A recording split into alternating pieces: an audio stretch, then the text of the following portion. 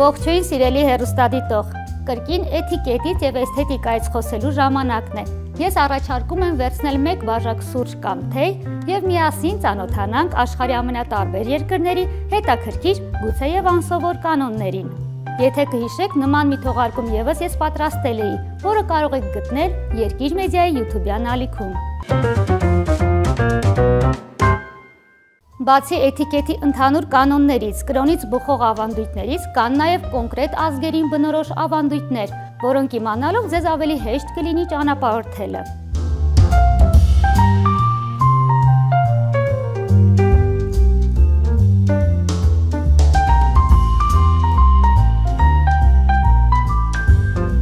Եթե մեզ մանկուց հորդորում են ուտելիս ափսեն մաքրել եւ դատարկել, ապա որոշ երկրներում սա խորհուրդ չի տրվում, քանի որ երբ դուք ափսեն ամբողջությամբ դատարկում եք, նրանք անընդհատ նորից ավելացնում են։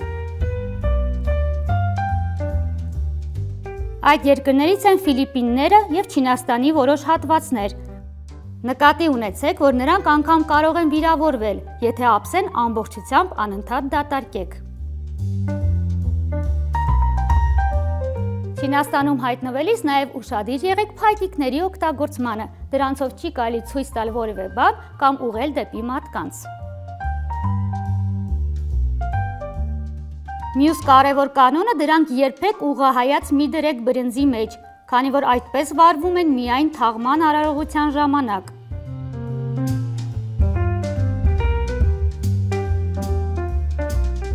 Եթե մի պահ ուզում եք դադար վերցնել, ապա դրանք դրեք հորիզոնական ձեր դիմաց։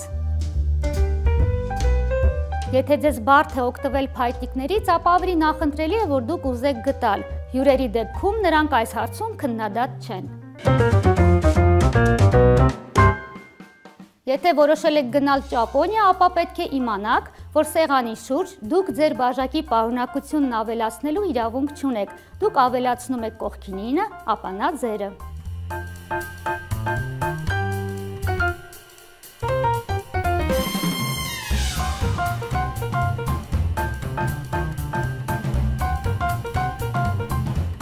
Տեղափոխվում ենք Ֆրանսիա, այնտեղ ուտելիս հարկավոր է չշտապել, այնտեղ հարգի է գտալի եւ պատառաքաղի վրա վերցնել փոքր չափաբաժին, ուտելիքը վայելել։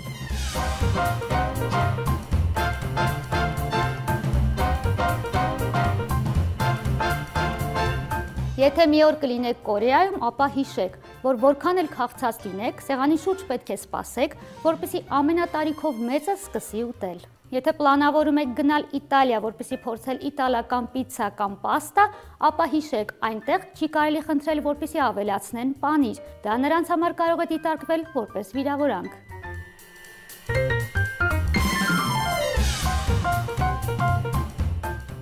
Իսկ հիմա տեղափոխվենք Ղազախստան։ Այնտեղ թեյախմությունը շատ հարգի է եւ ձեզ թեյ կարող են առաջարկել ինչպես ընկերական, այնպես էլ պաշտոնական արարողությունների ժամանակ։ Եվ այստեղ հարկավոր է հիշել, որ Ղազախստանում հյուրի թեյի բաժակը լցնում են կիսով չափ։ Ինչու՞։ Որովհետև եթե ամբողջությամբ են լցնում բաժակը, դա նշանակում է, որ ժամանակն է ձեր գնալու։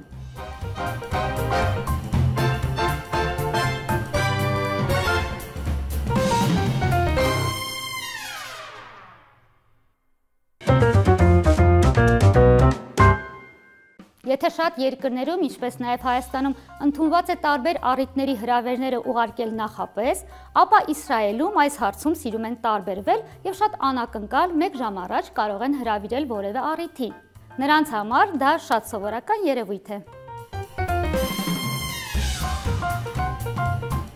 Ճանապարհորդելիս ոչ պակաս կարևոր է իմանալ նաև թեյավճարի կանոնները։